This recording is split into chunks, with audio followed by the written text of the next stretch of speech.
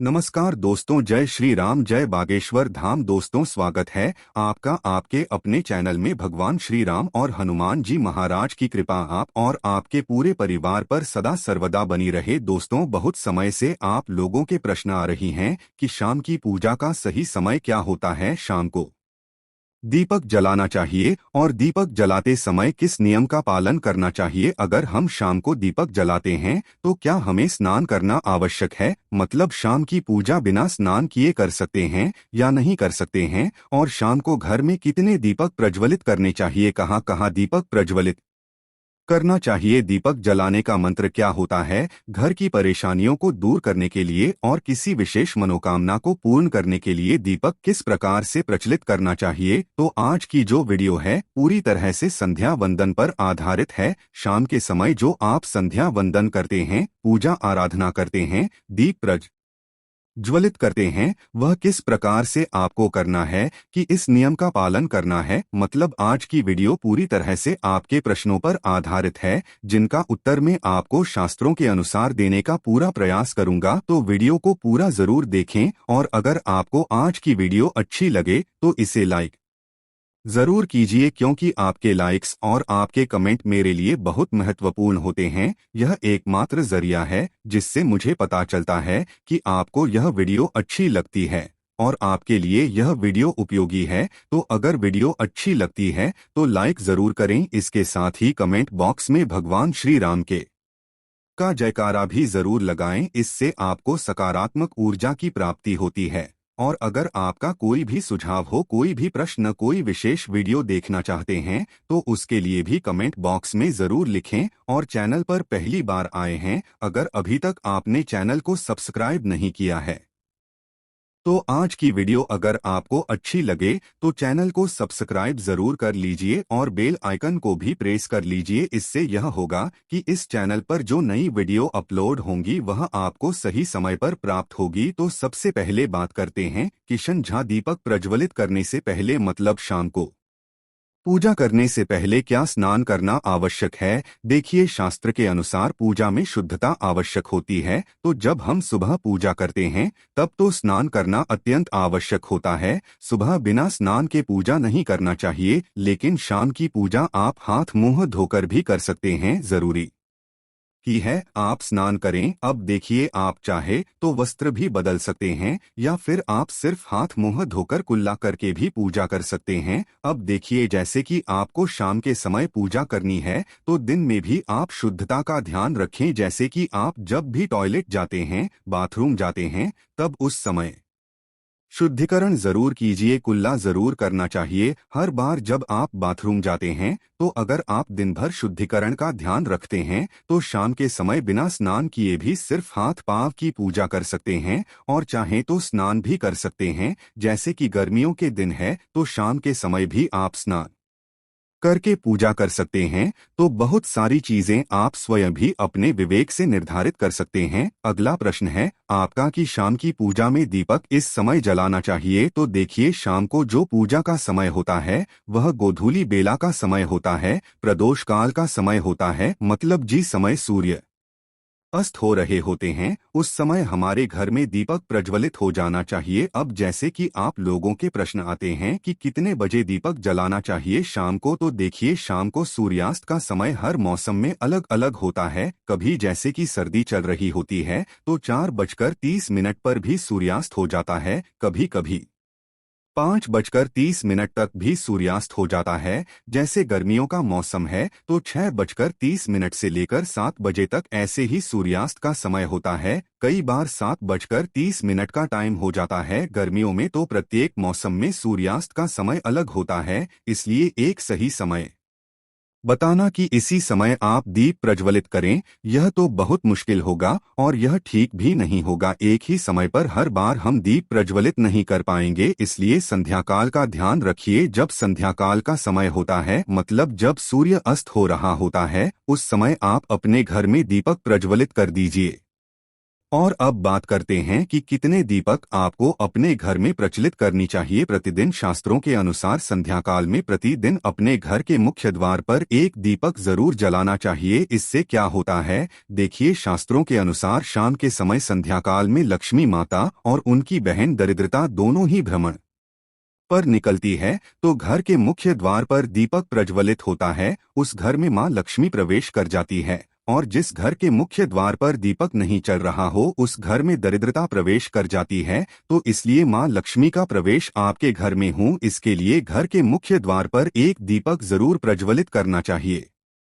और हम घर के मुख्य द्वार पर जो दीप प्रज्वलित किया जाता है संध्या काल में, इसके बहुत सारे फायदे शास्त्र में बताए गए हैं। शास्त्रों के अनुसार संध्या काल में घर के मुख्य द्वार पर दीप प्रज्वलित होता है, उस घर में किसी भी प्रकार की नकारात्मक ऊर्जा प्रवेश नहीं करती है। कोई भी वास्तु दोष आपके घर में हो, अगर आप मुख्य द्वार पर दीप प्रज्वलित करते हैं तो समस्त प्रकार के वास्तु दोष से मुक्ति मिल जाती है। और अगर आपके घर में पितृदोष है, जिसकी वजह से परेशानियां आपके घर में बनी हुई है, तो घर के मुख्य द्वार पर जो हम दीप प्रज्वलित करते हैं, इससे घर का पितृदोष भी समाप्त हो जाता है। और इसके अलावा घर में किसी भी प्रकार की अशांति रहती हो या फिर आपके घर में बीमारियां बहुत रहती है, कलह रहता है, आर्थिक तंगी रहती है, तो घर के मुख्य द्वार पर हम दीप प्रज्वलित करते हैं तो समस्त प्रकार की परेशानियों से, दुखों से आपको मुक्ति मिल जाती है। इसलिए घर के मुख्य द्वार पर दीप प्रज्वलित करना अत्यंत आवश्यक होता है। तो शास्त्रों के अनुसार घर के मुख्य द्वार पर एक दीपक अवश्य ही होना चाहिए। और बात कई दूसरे दीपक की, तो दूसरा दीपक आपको अपने घर की तुलसी के पास प्रज्वलित करना चाहिए। शास्त्रों के अनुसार अगर शाम के समय संध्या काल में तुलसी की जड़ के पास अंधेरा रहता है, ऐसे घर में दरिद्रता का स्थायी वास जाता है। और जिन घरों में शाम के समय तुलसी के पास दीप प्रज्वलित किया जाता है, ऐसे घर में लक्ष्मी का वास होता है। श्री हरि विष्णु सहित महालक्ष्मी ऐसे घरों में वास करती है। तो प्रयास करना चाहिए कि शाम के समय तुलसी के पास एक दीपक अवश्य प्रज्वलित करें। बात करें अगले दीपक की, शाम के समय अपने घर के ईशान कोण में, मतलब जहां पर भी आपने अपने घर का मंदिर बनाया हुआ है, उसी स्थान पर घर के मंदिर में दीपक अवश्य प्रज्वलित कीजिए। 2-3 दीपक आपको प्रतिदिन जरूर प्रज्वलित करनी चाहिए। और अगर आप तीनों दीपक प्रतिदिन प्रज्वलित करते हैं तो विश्वास रखिए आपके घर की बहुत सारी परेशानियां वही समाप्त हो जाती है। और अब बात करते हैं अगले प्रश्न के बारे में, जो आप लोगों के हमेशा प्रश्न आते हैं कि दीपक किस चीज से प्रचलित करना चाहिए, सरसों का तेल डाल सकते हैं या नहीं, या फिर तेज तेल प्रयोग करना चाहिए, या फिर शुद्ध घी का, गाय के घी का, किस चीज से हम दीपक प्रज्वलित करें। तो देखिए, शास्त्रों के अनुसार सरसों के तेल का दीपक हर जगह प्रज्वलित नहीं करना चाहिए। सरसों का तेल कड़वा तेल कहा जाता है। इस तेल को हम प्रज्वलित करते हैं शनिदेव के लिए। शनिदेव के लिए अगर आप दीप दान करते हैं शनिवार के दिन, तो आपको सरसों तेल का दीपक प्रज्वलित करना चाहिए। और आप चाहे तो जैसे कि पीपल का वृक्ष होता है, वहां पर भी सरसों के तेल का दीप प्रज्वलित कर सकते हैं। या फिर भैरव देवता होते हैं, उनके लिए भी तेल का दीपक प्रज्वलित किया जाता है। इसके अलावा कहीं पर भी सरसों तेल का दीप प्रज्वलित करने की बात शास्त्रों में नहीं कही गई है। शास्त्रों के अनुसार घर में ज्योति प्रज्वलित किया जाता है या किसी भी देवता के निमित्त जो हम भी प्रज्वलित करते हैं, उसने गाय का घी डालकर ही प्रज्वलित करना चाहिए। अब देखिए, ऐसे समय में जबकि गाय का शुद्ध भी नहीं मिल पाता है, तब हमें क्या करना चाहिए। तब आपको गाय के घी के नाम पर जो भी ही मिल जाता है या फिर शुद्ध भी मिल जाता है, उसका प्रयोग कर सकते हैं। या फिर आप चाहें तो तेल का दीप प्रज्वलित कर सकते हैं। तो प्रतिदिन जो आप दीपक प्रज्वलित करते हैं अपने घर में, चाहे आप घर के मुख्य द्वार पर प्रज्वलित करें या फिर तुलसी के पास प्रज्वलित करते हैं या फिर घर के ईशान कोण में प्रज्वलित करते हैं, सभी दीपक आप तिल के तेल या शुद्ध घी का प्रज्वलित करें। और हाँ, जब आप दीपक प्रज्वलित करते हैं, जैसे कि मुख्य द्वार पर ज्योति प्रज्वलित करेंगे या फिर तुलसी के पास दीप प्रज्वलित करते हैं या फिर घर में भी जो दीप प्रज्वलित किया जाता है, तो ध्यान रखना चाहिए एक चीज का, कभी भी दीपक को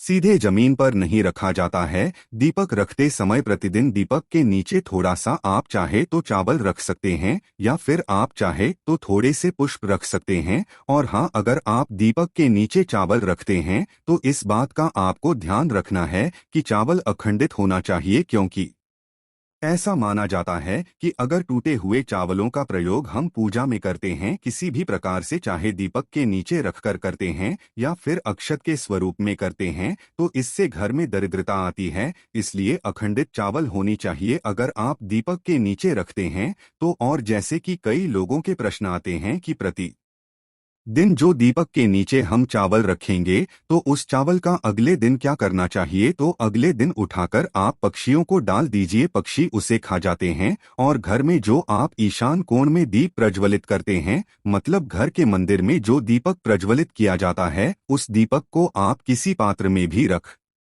हैं, जैसे कि एक छोटी सी प्लेट ले लीजिए, उसी प्लेट में दीपक रख दीजिए और उस दीपक को हम प्रज्वलित करते हैं। मतलब घर के मंदिर में जो दीपक प्रज्वलित करेंगे वहां आप किसी पात्र में भी रख सकते हैं, लेकिन सीधे जमीन पर आपको कोई भी दीपक नहीं रखना, इस बात का ध्यान रखिए। और आपका अगला प्रश्न है कि शाम की पूजा करते समय इस मंत्र का जप करना चाहिए। दीप प्रज्वलित करते समय दीप जलाने का मंत्र क्या होता है, तो देखिए, दीप जलाने का मंत्र मैं आपको बता देता हूं। आप अगर जप सकते हैं तो जरूर जप यह, लेकिन अगर आपके मंत्र नहीं जा पाते हैं तब भी शाम के समय जब आप दीपक प्रज्वलित करते हैं उस समय आप किसी भी मंत्र का जप कर सकते हैं। जैसे कि आप चाहे तो माता रानी कृष्ण कन्हैया के किसी मंत्र का जप कर सकते हैं। आपके कोई इष्ट देवता हो तो उनके मंत्रों का भी जाप कर सकते हैं। दुर्गा चालीसा का, हनुमान चालीसा का पाठ करते हुए भी आप दीप प्रज्वलित कर सकते हैं। मगर देखिए, जरूरी नहीं है